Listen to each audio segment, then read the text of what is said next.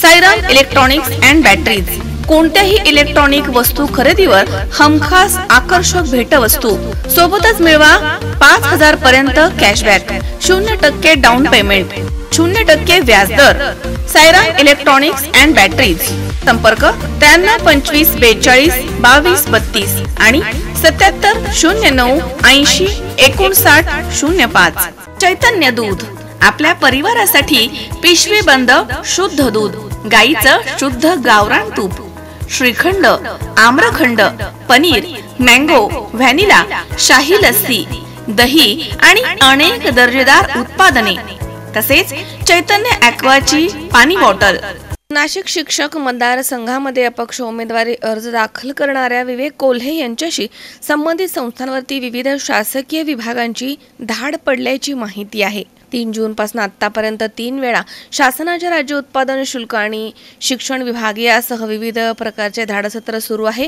त्यामुळे विविध प्रशासकीय शासकीय पथक कोपरगावमध्ये दाखल झालेत। विवेक कोल्हे यांनी नाशिक शिक्षक मतदारसंघामधून अपक्ष उमेदवारी अर्ज दाखल केलाय। त्यामुळे उमेदवारी मागे घेण्यासाठी तर हा दबाव तंत्र सुरू नाही ना, अशी चर्चा दबक्या आवाजात सुरू आहे। विवेक कोल्हे सहकार महर्षी शंकरराव कोल्हे सहकारी साखर कारखान्याचे अध्यक्ष असल्यानं या ठिकाणी धाडसत्र सुरू आहे असं बोललं जात आहे। या धाडसत्राबाबत राज्य उत्पादन शुल्कच्या अधिकाऱ्यांनी दुजोरा दिलाय आणि त्याच संदर्भात विवेक कोल्हे यांनी पत्रकार परिषद घेत आपल्यावरती होत असणाऱ्या धाड चौकशीविषयी आपलं मत व्यक्त केलं आणि त्याचबरोबर विरोधकांवरती टोलेबाजी देखील केली आहे।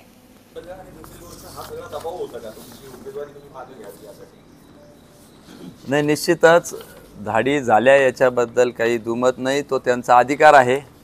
मुख्यमंत्र्यांच्या पक्षाकडे ती विशिष्ट खाती आहेत, त्यामध्ये 2 जूनला सदरील धाड पहिल्यांदा आली, 7 जूनला आली, 11 जूनला 3 वाजता दुपारी आली, तर सकाळी 12 जूनला 7 वाजेपर्यंत ती चालू होती। पुणे, संभाजीनगर, सोलापूर, जालना या सगळ्या ठिकाणचे पथकं त्या ठिकाणी उपस्थित होते आणि त्यांनी सखोल अशी सगळी चौकशी केली। पण पूर्वीपासून आपल्याला ज्ञात आहे, आमच्या संस्थेची परंपरा आहे, कुठल्याही अनियमित कामं संस्थेच्या कारभारामध्ये होत नाही आणि तशाच पद्धतीमध्ये त्याच्यामध्ये काहीही मोठा असं त्रुटी सापडलेली नाही। नाही, आजपर्यंत 60 वर्षामध्ये अशा पद्धतीच्या धाडी किंबहुना सुट्टीच्या दिवशी 10-10 तास सगळी जी काय हे केली असं झाली नाही। आपल्याला ज्ञात आहे, सहकार चळवळ उभे करण्यामध्ये शंकररावजी कोल्हे साहेबांचं मोठं योगदान होतं आणि सहकारी संस्था वर्षानुवर्ष उभं करायला ती चळवळ जाती आणि अशी पद्धतीच्या धाडी येणं हे थोडंसं माझ्या दृष्टीने दुर्दैव आहे।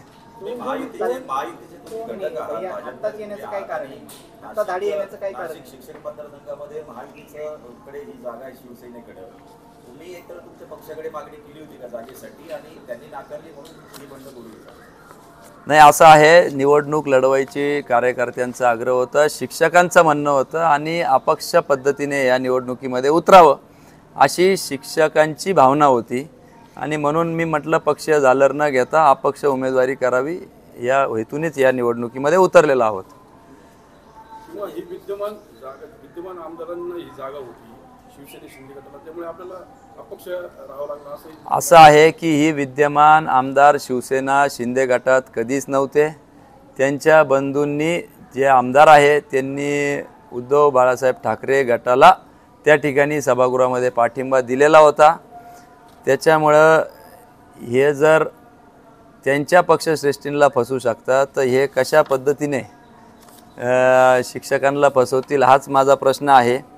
माझं एवढंच म्हणणं आहे की ज्या पद्धतीने कारवाई धाडी या ठिकाणी झाल्या तो त्यांचा अधिकार आहे। एकनाथ शिंदे गटाकडे ते संबंधित खाते आहे, ते त्यांच्या अधिकारामध्ये त्या धाडी करू शकता। आमचा कारभार पारदर्शकपणे चालतो, कुठलंही काही त्याच्यामध्ये आढळलेलं नाही। पण ज्या पारदर्शकतेने किंवा तत्परतेने शासकीय विभागांनी या धाडी टाकल्या त्याच तत्परतेने मला असं वाटतं की ज्या काही केसेस या ठिकाणी विद्यमान आमदारांवर चालू आहे त्या केसेसचा छडा देखील त्यांनी लावला पाहिजे, हीच माझी मागणी आहे।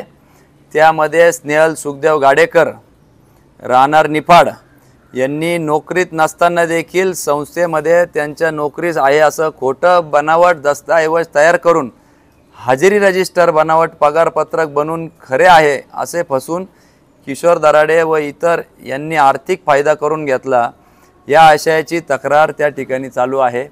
त्याचा लवकरात लवकर छडा लागला पाहिजे। त्याचप्रमाणे त्याच्यात इतर कलम क्रिमिनल केस लागलेली आहे। भीमराव अंकुश पगारे यांनी त्याचा केसचा खुलासा त्यांनी त्यांच्या प्रतिज्ञापत्रात केलेला नाही आहे, त्याचा देखील या ठिकाणी चौकशी व्हावी असं मला या तत्पर प्रशासनाला माझी मागणी आहे।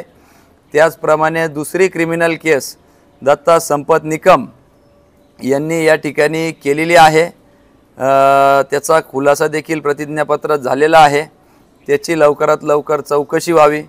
त्याचप्रमाणे सचिन सुखदेव गाडेकर यांनी देखील या ठिकाणी फिर्याद कोर्टात दाखल केलेली होती। या सगळ्या केसेस कलम पाहिले तर 418, 463, 464, 465, 468, 471, 120, 34, 20 आणि 420 हे 420चे एवढे प्रकरणं आहे। या सगळ्या प्रकरणाची सखोल चौकशी त्या ठिकाणी जशी तत्परता आमच्या संस्थेवर धाड टाकण्याकरता दाखवली त्याच तत्परतेने शासनाने ह्याही चौकशी करावी। त्याचप्रमाणे राष्ट्रीय शौर्य पुरस्कार विजेते अशोक बिहारीलाल मोहारे यांनी जे काय राष्ट्रपतींपासून सगळ्यांना पत्र दिलेलं आहे त्यात अत्यंत गंभीर आरोप त्यांनी केलेले आहे। त्यामध्ये त्यांनी म्हटलं आहे की किशोर भिकाजी दराडे यांच्यावर मागे विक्रम रणजित सिंह परदेशी या युवकाचा खून केल्याचा आरोप होता आणि त्यास त्यांना जन्मठेप देखील झाली होती आणि ते अपिलामध्ये सुटले आणि त्यांचा साथीदार अनिल खैरे यास जन्मठेप शिक्षा झाली असून तो अद्यापही शिक्षा भोगत आहे। अशा स्वरूपाचे मर्डरच्या गुन्ह्यामध्ये त्यांना विद्यमान आमदारांना देखील त्या ठिकाणी शिक्षा झाल्याचं त्यांनी तिथं मागणी केलेली आहे। त्याचप्रमाणे आमच्या कारखान्यावर जसं सभासदांच्या हितासाठी काढलेले कारखाने आहे त्याच पद्धतीने 2001 मध्ये संतोष साखर कारखाना लिमिटेड नावाने जवळपास 2 कोटीचे शेअर्स सर्टिफिकेट विकून पैसा गोळा केला आणि अद्यापही साखर कारखाना विद्यमान आमदारांनी उभा केलेला नाही, त्याची देखील चौकशी त्या ठिकाणी व्हावी आणि ज्या ज्या लोकांकडून ते 2 कोटी गोळा केले त्यांना ते व्याजासहित ती सगळी रक्कम परत करावी अशी देखील मी या ठिकाणी आपल्या मीडियाद्वारे शासनाकडे मागणी करतो। नाव साधारण असलेले ते किशोर दराडे आहेत, त्यांचं देखील अपहरण झालं होतं का, त्यात देखील यांचा सहभाग होता? निश्चितपणाने, कारण की ज्या वेळेस या ठिकाणी त्यांना पोलीस प्रोटेक्शनमध्ये सोडण्याचं आयोजन त्या ठिकाणी पोलिसांनी केलं होतं ते या ठिकाणी पोचले नाही आणि 2 दिवसांनी 3 दिवसांनी मात्र ते ज्यावेळेस माघारी घ्यायला आले त्यांच्याबरोबर 200 त्या ठिकाणी गुंड म्हणा, कार्यकर्ते म्हणा, त्याला जो शब्द वापरायचा आणि विद्यमान आमदार त्यांना हाताला हात धरून घेऊन त्या ठिकाणी माघारीस गेले, तर याचं चित्र स्पष्ट आहे की 2 दिवस ते कोणाच्या ताब्यात होते हे वेगळं सांगण्याची काही वेगळी आवश्यकता नाही। 2 जून पासून तुम्ही म्हणता धाड सत्र सुरू आहे, तुमच्या संबंधित संस्थांची चौकशी सुरू आहे, काल माघारीचा शेवटचा दिवस होता, मग आता धाड सत्र थांबलंय का आज माघारीचा मुदत संपल्यानंतर? नाही, मुळात कर नाही तर डर कशाला, आपण काही चुकीचं केलेलं नाही, त्याच्यामुळं कुठेही काही त्यांना सापडलं नाही। 18 तास या ठिकाणी थांबून राहिले, त्याच्यात कुठलाही अनियमितता सापडली नाही, म्हणून मला वाटत नाही आता पुन्हा धाड सत्र होईल। आणि माघारीपर्यंतच ते धाड सत्र का सुरू होतं, त्यासाठी काही वेगळं कारण वाटतंय तुम्हाला? दबाव होता उमेदवारी मागे घेण्यासाठी धाड सत्र का सुरू झालं ते मला माहीत नाही, ते आपण सुज्ञ आहात की धाड सत्र का झालं हे आम्ही फक्त TV वर बघायचो की त्या ठिकाणी इकडं रेड पडली तिकडं रेड पडली, आज प्रत्यक्ष त्याचा अनुभव घेतला. परंतु तो त्यांचा अधिकार आहे, त्यांनी तो करावा, आमचं काही त्याच्यात दुमत नाही. पण त्याचबरोबर मी जी मागणी केलेली आहे त्याचं देखील तितक्याच तत्परतेने त्यांनी प्रश्न सोडावे असं आमचं म्हणणं आहे. अपक्ष उमेदवारी करताना पक्षश्रेष्ठीची किंवा फडणवीसांची चर्चा झाली आहे का आणि बाळासाहेब थोरातांशी देखील झाली? नाही, ज्यावेळेस आपण अपक्ष उमेदवारी करतो त्यावेळेस कोणाशी चर्चा करून ती करत नसतो, ती मतदारांशी चर्चा करून करत असतो. आणि आमच्या मतदारांशी चर्चा करून, संघटनाशी चर्चा करूनच तो निर्णय घेतला गेलेला आहे. तुम्ही जरी अपक्ष उमेदवारी करत असला तरी अजूनही तुम्ही भाजपात आहात, तुमचं कुटुंब भाजपात आहे. मग सरकारमधूनच एखादा असा अन्याय तुमच्यावर होत असेल धाड सत्र, तर या संदर्भात तुम्ही भाजपच्या वरिष्ठ नेत्यांशी बोलणार आहात का? नाही, निवडणुकीचा काळ आहे, तो त्यांच्या अधिकारात त्यांनी केलेला धाडसत्र असेल तर त्याला आम्ही काही तुर्तास तरी निवडणुकीमध्ये व्यस्त आहे. आम्ही कोणाशी अशाही पद्धतीचं बोलणं केलेलं नाही. धाड टाकणं जरी संबंधित जे अधिकारी आहे किंवा विभाग आहे त्यांचा अधिकार असेल तरीही जेव्हापासून गणेश सहकारी कारखान्याची निवडणूक झाली तेव्हापासून हे धाड सत्र वाढले असं वाटतं नाही, परंतु जेव्हापासून अर्ज भरला आहे तेव्हापासून धाडसत्र निश्चितच वाढलं आहे असं लक्षात येतं आहे. एकीकडे आता महायुतीचे उमेदवार आहेत शिंदे गटाचे, दुसरीकडे अजित पवारांचे देखील उमेदवार आता आहे, तुम्ही देखील निवडणूक लढवताय आणि समोर विरोधी पक्षाचे उमेदवार आहे. या सगळ्या याच्यातून काय विश्वास आहे तुम्हाला, तुम्ही निवडणूक जिंका? निश्चितपणाने विश्वास आहे की या निवडणुकीमध्ये आम्हाला यश प्राप्त होईल. नगर जिल्हा असेल, धुळे असेल, जळगाव असेल, नंदुरबार असेल, नाशिक असेल, सगळ्या जिल्ह्यातून उत्स्फूर्त असा प्रतिसाद मिळतो आहे. आणि शिक्षकांच्या प्रश्न सोडवण्याकरता या ठिकाणी आम्ही मैदानात उतरलेलो आहोत. दुर्दैव एवढंच की अशा शिक्षकांच्या मतदारसंघाला लागलेला कलंक, एक विशिष्ट प्रवृत्तीविरुद्ध आम्ही लढाई लढवतो आहे.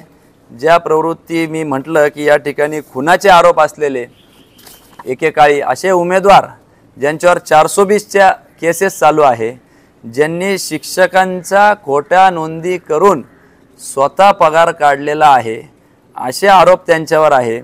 ज्यांनी शिक्षकांच्या मतदार यादीमध्ये जे शिक्षक नसलेले कुठल्या दुकानामध्ये काम करत आहे अशा लोकांची देखील या मतदार यादीमध्ये समाविष्ट केलेले आहे. अशा प्रवृत्तीविरुद्ध हा लढा आहे. आणि निश्चितपणाने स्वाभिमानी शिक्षक याला आमच्या आवाजाला होकार देतील आणि आमच्या मागे भक्कमपणे उभे राहतील अशी मला उमेदवार म्हणून खात्री आहे. हे 5 जिल्हे तुमचं जे आता कार्यक्षेत्र आहे तेच कार्यक्षेत्र असणारे अपक्ष आमदार सुद्धा आपल्या जिल्ह्यात आहे, सत्यजित तांबे यांची मदत तुम्हाला मिळाली? नाही, निश्चितपणाने आपण निवडणुकीला उभं राहिलो का सगळ्यांकडेच मदत मागत असतो. त्याप्रमाणे ते अपक्ष असल्या कारणास्तव त्यांच्याकडे देखील आम्ही मदत मागणार आहोत आणि ते सकारात्मकरित्या त्याला प्रतिसाद देतील अशी मला खात्री आहे. राजेंद्र विखे पाटलांनी माघार घेतली, आपण म्हणला होता की ते मला आशीर्वाद देतील, ते माघार घेतली. निश्चितपणाने राजेंद्र विखे पाटील यांनी माघार घेतलेली आहे. त्याबद्दल मी त्यांचे या निमित्ताने आभार मानतो. कारण की राजेंद्र विखे पाटील हे एक स्वतंत्र व्यक्तिमत्व आहे. त्यांचे आमचे जिव्हाळ्याचं नातं आहे आणि पितृतुल्य आहेत. आणि ते मला एका दृष्टीने माघार घेऊन मला त्यांनी सहकार्य केलं आहे, त्याबद्दल मी त्यांचे देखील आपल्या माध्यमातून आभार मानतो. इतरांशी जरी आमचा राजकीय मतभेद असले तरी व्यक्तिशः राजेंद्र विखे किंवा राजू तात्या आम्ही त्यांना म्हणतो, त्यांच्याशी आमचे जिव्हाळ्याचे संबंध आहे. लोकसभा निवडणुकीमध्ये दादा भुसे असतील किंवा इतर शिवसेना शिंदे गटाचे मंत्री जे तुमची मनधरणी करत होते, तुम्ही त्यांना मदत करावी. आता मात्र मुख्यमंत्री तुमच्यावर ढळ टाकतात. हेच दुर्दैव आहे.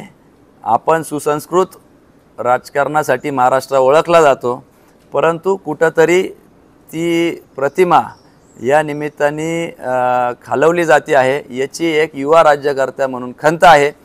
एखादा युवा राजकारणी राजकारणात येऊ पाहत असताना अशा पद्धतीचा शासकीय यंत्रणेचा उपयोग होणं हे आपल्या महाराष्ट्राला शोभत नाही. आणि ज्यांच्यासाठी होतं आहे, ज्यांच्यावर क्रिमिनल केसेस आहे, 420 आहे, खुनाच्या केसेसचे आरोप झालेले आहे, लँड ग्रॅबिंगचे प्रश्न आहे, शिक्षकांना धमकावल्याचे केसेस आहे, शिक्षक मतदार यादीमध्ये शिक्षक इतर लोकांचे नावं टाकलेले आहे, अशा लोकांसाठी हे करणं दुर्दैव आहे.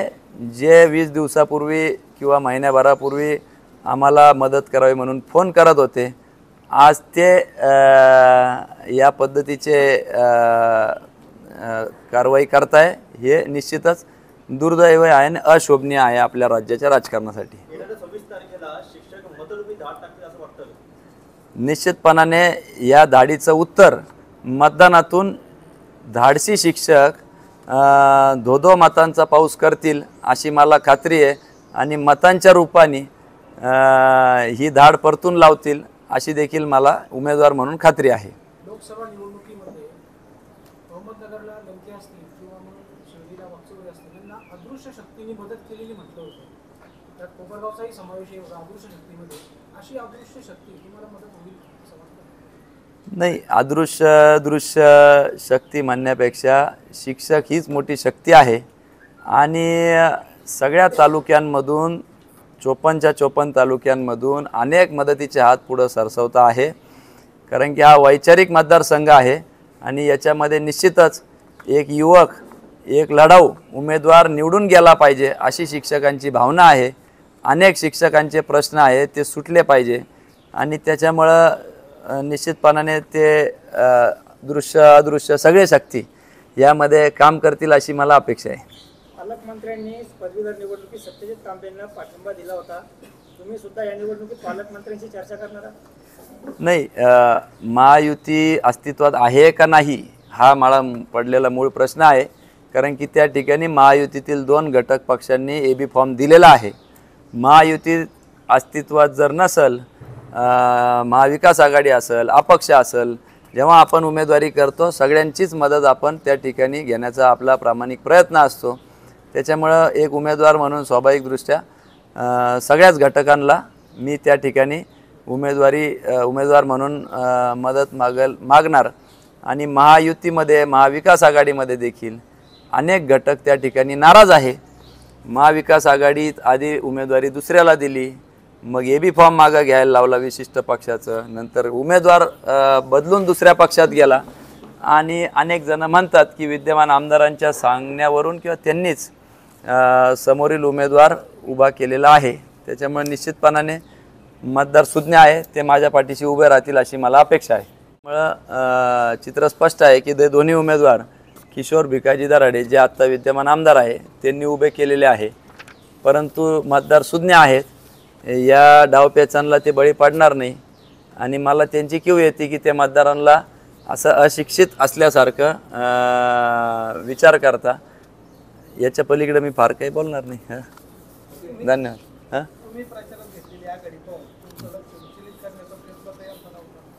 नाही, निश्चितपणाने नाही. 31 तारखेला अर्ज भरून प्रचारात आघाडी घेतली गेलेली आहे. सगळ्यात पहिला अर्ज मी भरणारा त्या ठिकाणी होतो आणि अनेकांचा सक्रिय सहभाग या निवडणुकीमध्ये आहे आणि त्याच्यामुळंच कुठंतरी आपल्याला निवडणुकीमध्ये आव्हान उभं झालेलं आहे. याच्यामुळं ही सगळी धावपळ किंवा डमी उमेदवार उभे करण्याची धावपळ त्या ठिकाणी विद्यमान आमदार करत आहे. चांगला प्रतिसाद आहे आणि आपल्याच इथं नाही तर त्यांचे असलेले सगळे परिचित लोकांना ते पक्षविरहित सर्वजण या ठिकाणी एकवटल्याचं चित्र मला दिसतं आहे. स्वप्नील कोपरे, C24 तास, कोपरगाव. सुनबाई, आजही चहा काल सारखाच बनव. अगं, कोणती नवीन चहापत्ती आणली आहेस का? काय ग, कालच्या चहाचं रहस्य काय आहे? प्रत्येक चांगल्या चहासाठी आवश्यक आहे राजहंस दूध. चहापत्ती तीच, फक्त दूध नवीन. आणि माझ्या चहाला मिळाला सुंदर रंग आणि स्वाद. तुम्ही फक्त दूध बदला. राजहंस दूध आणा आणि असा मस्त चहा बनवा.